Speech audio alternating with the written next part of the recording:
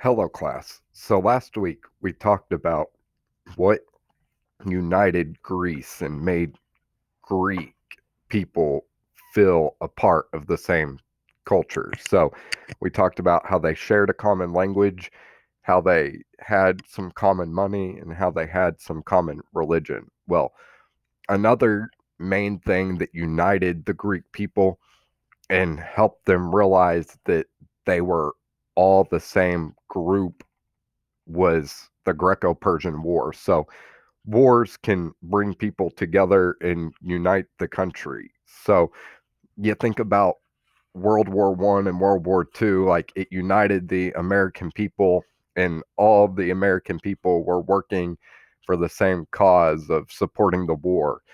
Or right now, even with this coronavirus, President Trump has mentioned how we're fighting a war against the invisible enemy, which is the virus. So it the virus is uniting us all together, and we're staying isolated and social distancing and all that to help fight this virus or the spread of the virus. So wars can unite people, and for the Greek people, it was the Greco-Persian War that united them. So we get Greco for Greek, and then Persians was the people that they were fighting, and we talked about them before reading or before leaving school.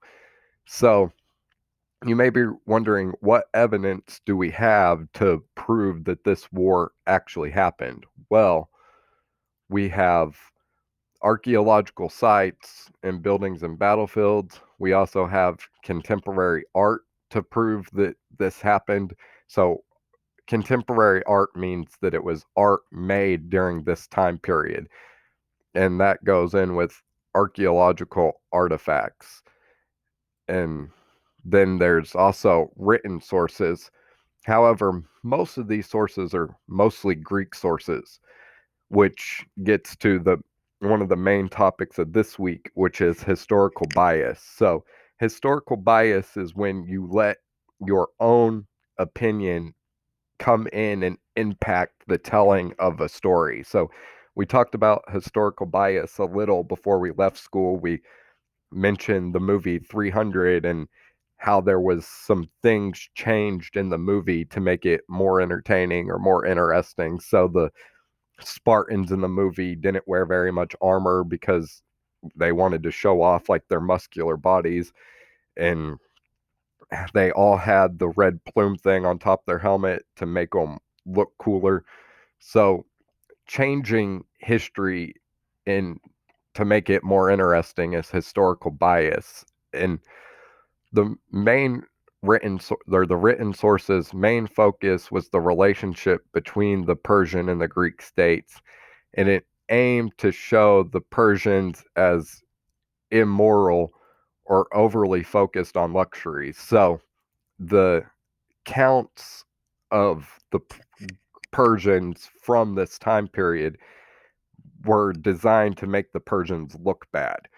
So the accounts were written from the Greek side, and the writer, who was Herodotus, this guy, wanted to make the Persians look bad or make the Greeks look good. So Herodotus is how this guy's name's pronounced, is the first true historian known in Western civilization. And he lived during the classical age of Greece, which was the 5th century BCE. So that was between 500 BCE and 400. So we've talked about how BCE is like negative numbers. So it's farther back. 500 BCE is farther back in time than 400 BCE. And Herodotus was born around 485 BCE at Halicarnassus, which was Ionia. And we don't know the exact time, but it was around this time. So Herodotus was a Greek guy, and he wrote the Histories, which are now divided into 9 books. So we get the word history from the writing of the Histories, which you kind of see stories in that word. And historia in Greek means inquiry or investigation. And he was and inquiry like means questioning. So he was investigating or questioning the Persian Wars. So history comes from these histories, which were stories or accounts of what happened during the Persian War. And the nature of his histories are a jumble of fact and fable, or it was like a parent telling bedtime stories. So, modern historians, which were the Victorian period, dubbed him the father of history and lies. So, we know now that his histories about the Persian Wars weren't completely accurate. It was a combination of facts, but there was also lies tied in. So, you may be wondering why there were these lies and like how Herodotus gathered the information. So, Herodotus' methodology or methods to acquire this information was oral. So, he was an oral historian, which means that he talked to people about what they remembered in the past or what their elders had told them. So, people didn't write stuff down a whole lot in this time. They shared it verbally, like I'm talking to you right now and explaining things to you. So they would explain these stories verbally. And then after talking to a bunch of people, he would collect these stories. And oftentimes he was uncritical of conflicting accounts. So if Bob said that something happened one way and Joe said something that happened a different way, Herodotus didn't really worry about the differences and try to figure out who was right and who was wrong. He would just include bits and pieces of both accounts. So there was little attempts to sift fact from fiction. So he generally just took what sounded the best and wrote his histories based on that.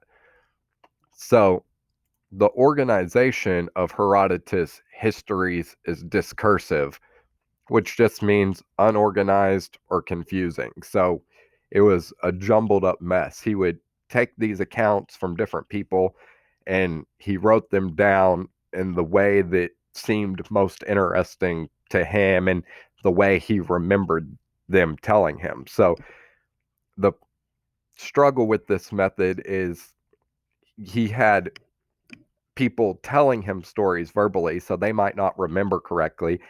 And on top of that, he would then have to remember what they said when he went to write it down. So there was 2 points where things could get changed from truth and false ideas could get added in.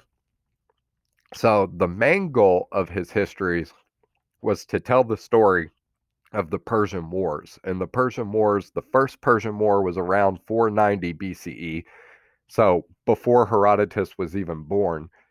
And then the second Persian Wars was 481 to 479 BCE. So Herodotus was between the age of 4 when the war started to 6 when the war ended. So Herodotus was young during these wars. So Herodotus didn't know anything about these wars except what people told him. And in his histories, like I've mentioned, it's 9 books now.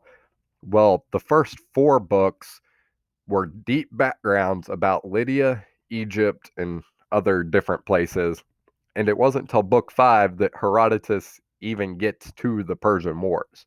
So this is kind of like starting a history of the Vietnam War with Napoleon. So Napoleon was a French guy in the late 1700s, early 1800s, and the Vietnam War happened in the 1950s. So if you start a history of the Vietnam War 100 years beforehand, then that's basically what this is like. So it's kind of like if somebody was writing a history book about the coronavirus that's going on right now and started it in the 1900s, like 100 years before now. Like he included a lot of background information before he even got to the Persian War. So, why might Herodotus have done this? Well, the main reason for this extra information is pretty clear. It was for entertainment purposes. So some of the information he included was how to build a pyramid or tour of ancient Babylon. So as you can see on this map, Babylon's right here, and then the pyramids were in Egypt. And this is a map of what Herodotus thought the world looked like. So as you can see, this Libya was all of Africa that he knew about, and then India looks kind of funky, and Europe even looks funky. So Herodotus didn't really know what things looked like, but he included this unneeded background information just for entertainment purposes. So that's why there's all this extra information. So now that we know about Herodotus and the fact that he was Greek and that he tried to make the Persians look bad or make the Greek people look good, we can start talking about what we know about the Persian War and try to figure out what is truthful about the Persian War from Herodotus' account and what may not be truthful. But you may have heard the saying, history's wrote by the winners. This is a perfect example of that. So the Persian Empire started with the Achaemenid Persians, and they dominated the Middle East from 550 to about 330 BCE. So the Middle East is like Iran, Iraq, those locations today.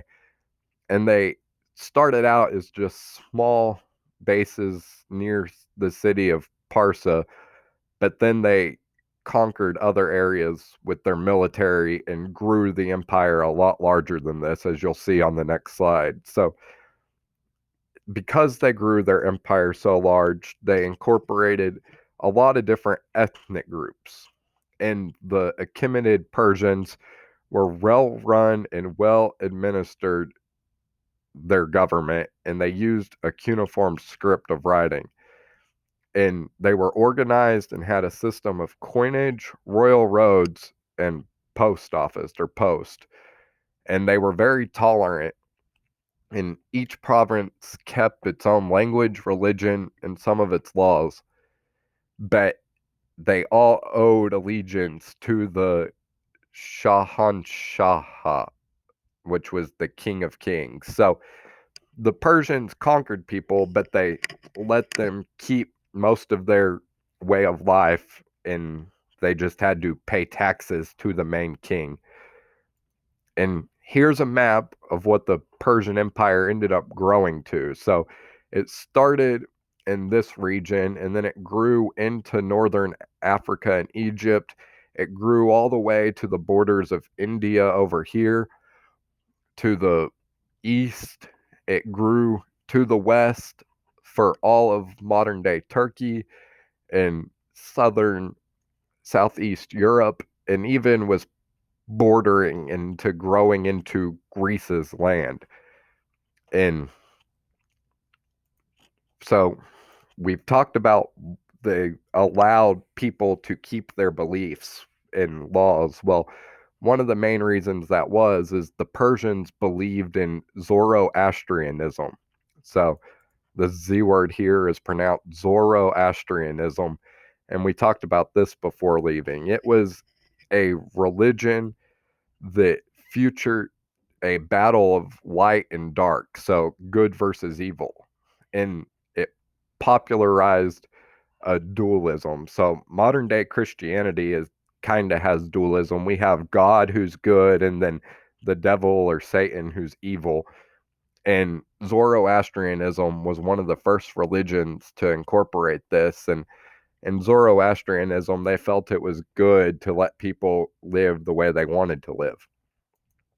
So here's a timeline of some of the events of the Persian Wars. So in 499 BCE, the Ionian Revolt begins, which we'll get to in a second. And then there was the first invasion made by Darius, which led to the Battle of Marathon in about 490, which was a really key battle. And then there was a small gap before the second invasion by Darius. And then Darius was defeated or at least held off. So we get this gap here before we get to the Second Persian Wars, which was the third invasion by Xeraxes, who we'll find out was Darius's son. And we have the Battle of Thermopylae and the Battle of Salamis. And the second war lasted for this time period before we get to the Battle of Platae, which ended the war. So the Ionian Revolt, so as you can see from the map, this little section here is Ionia, which is connected to where the Persian Empire was. So on this map here, we can see Ionia is this section right here that I'm highlighting. So Ionia was on the main part of the Persians, but it was a Greek city-state along the Ionian coast, and the Persians conquered this region. So the Ionians rebelled, and there's debate on whether this was due to discontent or the stirring up of Aristogoras, who was one of the political leaders. And the Spartans refused to help the Ionians, but the Athenians sent some ships and an expeditionary force and burned down Sardis, which was another one of the cities. So Sardis, if we can find it on the map, I'll highlight it. It's this little city right here. So it's in Ionia, but it was a Persian city. And the Athenians sent reinforcements to help the Ionians, who were also Greek. So the Ionian Revolution, some think, was caused by new thinking. So in the 6th century BCE, there was a new way of thinking that came about in Ionia, started by the Ionian philosophers. So the new thinking was meant to search for origins in basic elements, so water, air, earth, and fire. And they also had Pythagoreans who focused on numbers. So if you've heard of the Pythagorean theorem in math class, where you're finding the long side of a triangle with a squared plus b squared equals c squared, well, the Pythagorean theorem comes from Pythagoras, who was an ancient Greek. And there's early attested non-religious explanations of the natural world is what these Ionian philosophers were looking for. And there was conflict between the Ionian philosophers and the Zoroastrians of the Persians. So during the Ionian Revolt, what happened? Well, forces of the Ionian League, which was Ionia and Athens and a few of the other Greek city-states, sent forces to march against Sardis, which was the capital of Lydia, and liberate it or free it from Persian control.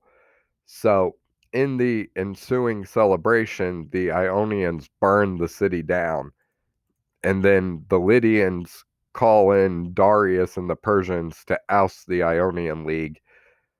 So, to even the score, the Persians burned down Miletus in Ionia, which I don't know if Miletus is on this map or not. Let's see. Sardius is there.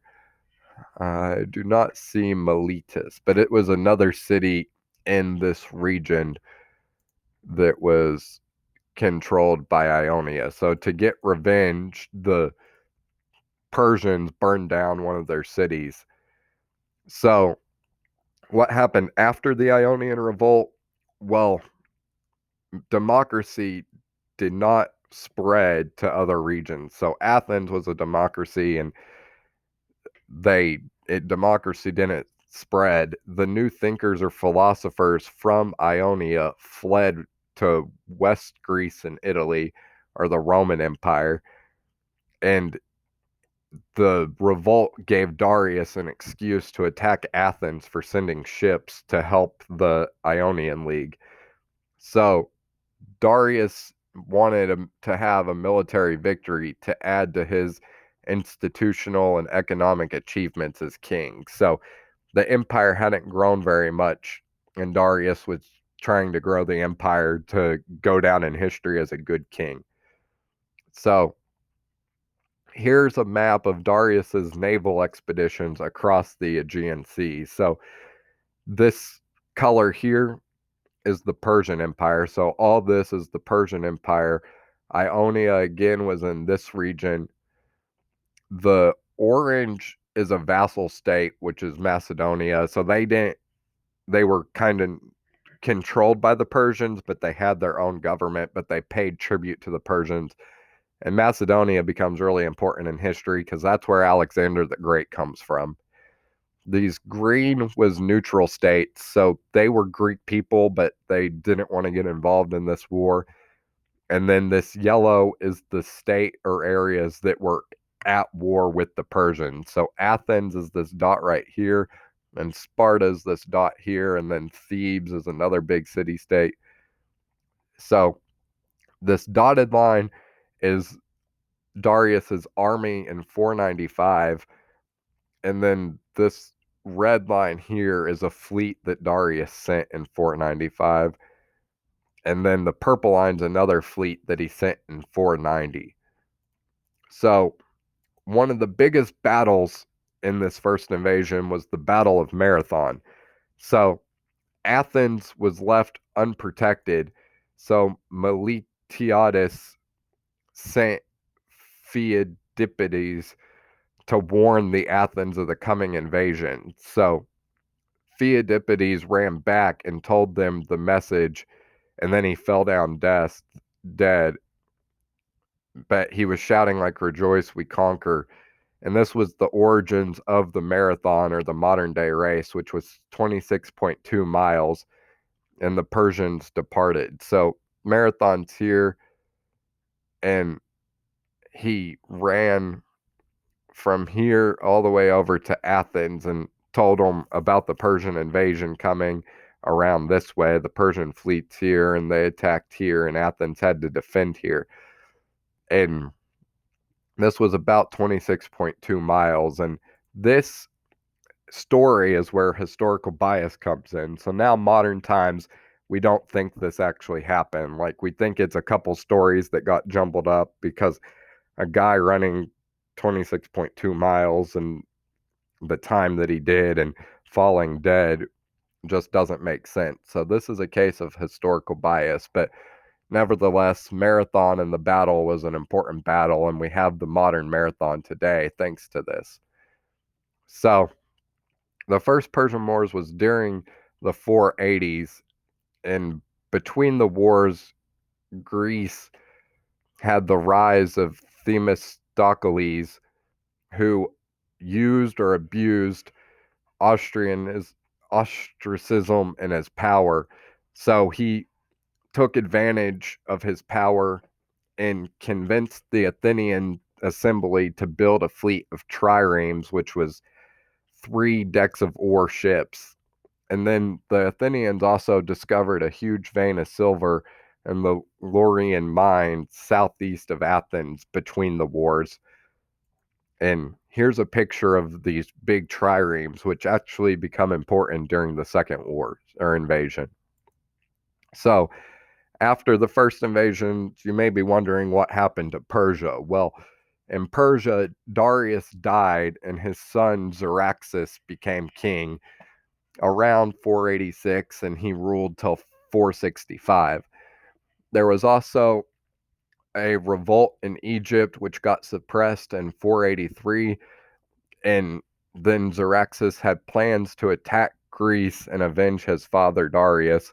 So he was upset that his dad lost the war and wanted to get revenge, so he was developing plans to attack Greece. And then the Persians sent out expeditionary forces of 5 million people to kind of plan and prepare and figure out the lay of the land and things.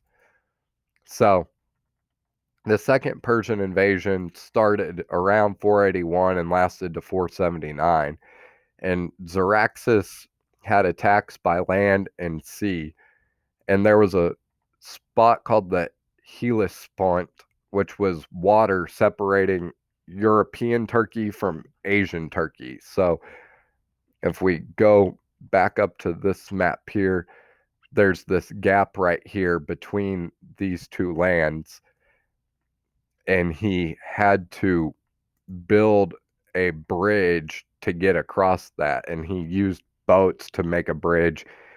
And the first bridge got destroyed by strong winds and the currents, but the second bridge was successful.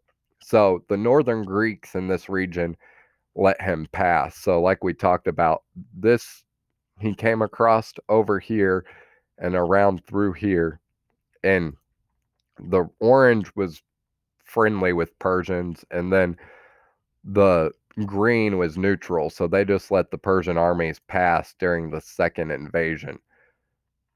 So, um, then Xeraxes pushed his forces farther south, and we get the Battle of Thermopylae. So this is the battle where the 300 Persians fought until they died, and we get the story 300 from. So King Xeraxes took over and formed his massive army, and then in 480 BC, troops came over land and by sea. The Spartans tried to stop them on Thermopylae Pass. So there was a mountain on one side with a little bit of land on the other side, and all these soldiers, like 5 million soldiers, had to march through here. And a traitor showed the Persians the way through here, and the Persians were able to surround the Spartans. But in true Spartan spirit, all 300 Spartans stayed and fought and died. So, is this story true? Probably not. It's another case of historical bias, and Herodotus was trying to make the Greeks look good, and he wanted to make the Spartans look brave. So he said that they stayed and fought, but there was probably more than 300 Spartans, and there probably wasn't 5 million Persians. But Xeraxes was able to capture and burn Athens down, and in particular, the wooden temple of Athena on the Acropolis, which Acropolis just means hilltop, was captured and burnt to the ground. So the next battle in this second invasion by Xeraxes was the Battle of Salamis. So Athens' new leader, Themistocles, warned of another Persian attack and had them build the fleet of triremes that we talked about. So Athens went to Salamis, which was a small island, and the Persians had attacked Athens and burned it to the ground, but they had their fleet kept at this island. And Themistocles coaxed Xeraxes into battle, and the Athenian fleet was able to crush Xeraxes' fleet. The so the Athenians like tricked Xeraxes into coming and attacking, and then they brought their ships around and was able to destroy most of the Persians' fleet. And Xeraxes left his general Mardonius to finish off the Greeks. So there's a story that Xeraxes like brought his family to this battle because he thought it was going to be a super easy win, and then he ends up realizing that he was going to lose, so he ran away with his family and left his general to fight and get killed by the Athenians. So Mardonius and his large Persian army retreated, and they wintered in Thebes. So the winter came, and they built up protection and around Thebes and hid in the city during the cold winter weather.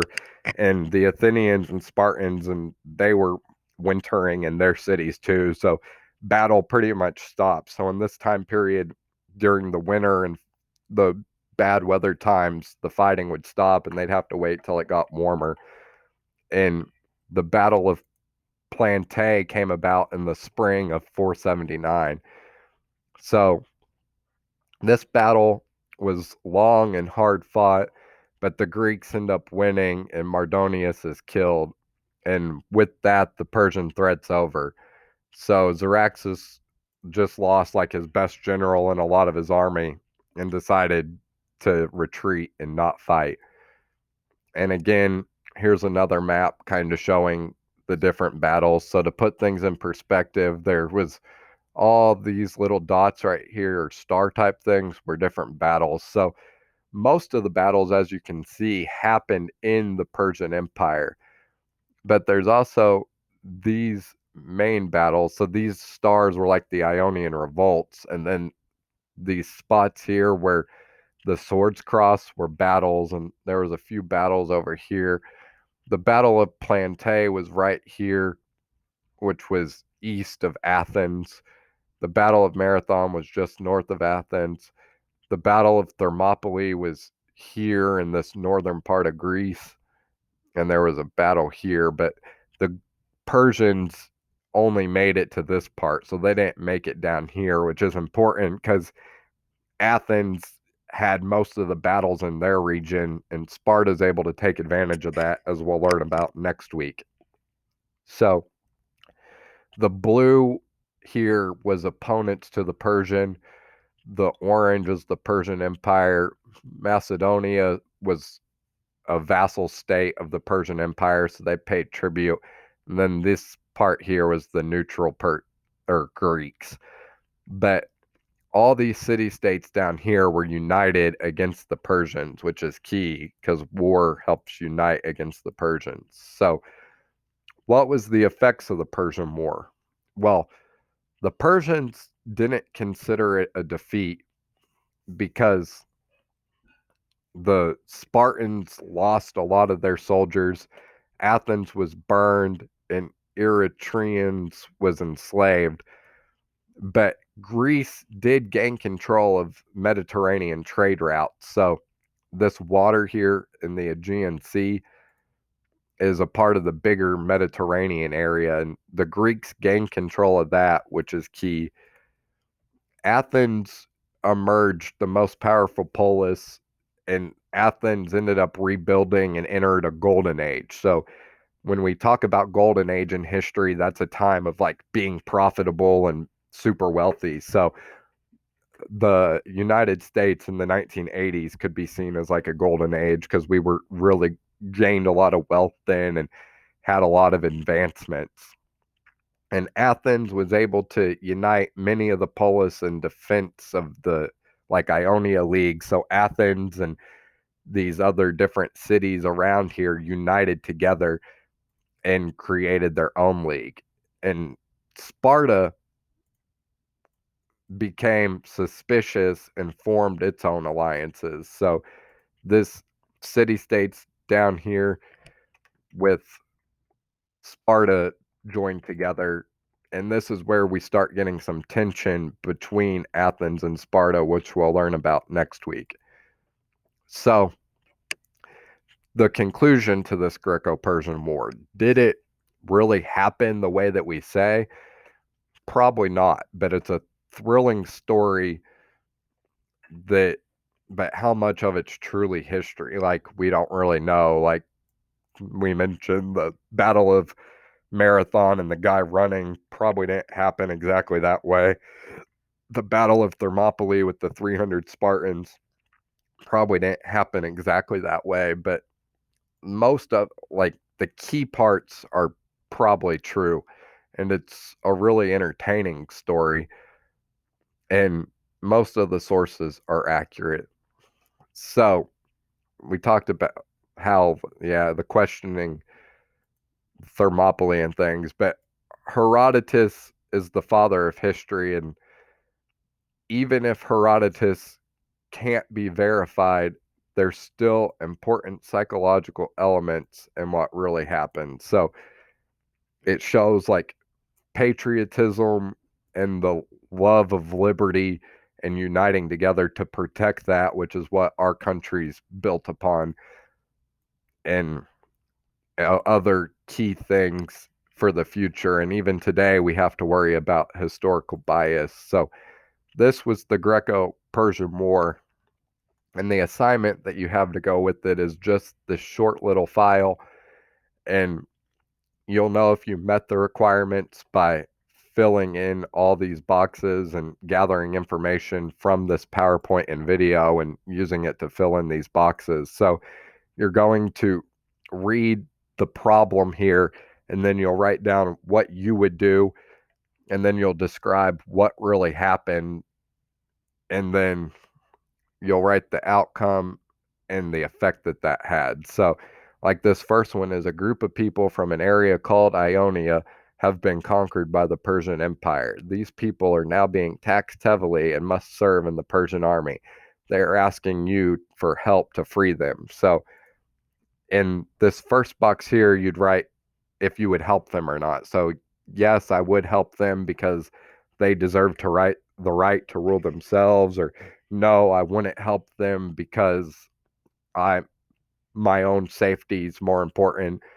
Then here you'll write down what would really happen. So like this one, the Ionia revolt happened, and then you'll explain the outcome of the Ionia revolt, and you'll write the effects that it had. So it like led to Greco-Persian War. So this first part example I got started for you, and you'll just fill in the boxes, and you'll do the same for these next few. And once you have all the boxes filled in, you'll have this assignment completed. And don't forget to look back at this PowerPoint. It'll be posted along with it, and it has the different information about the events and the wars that occurred.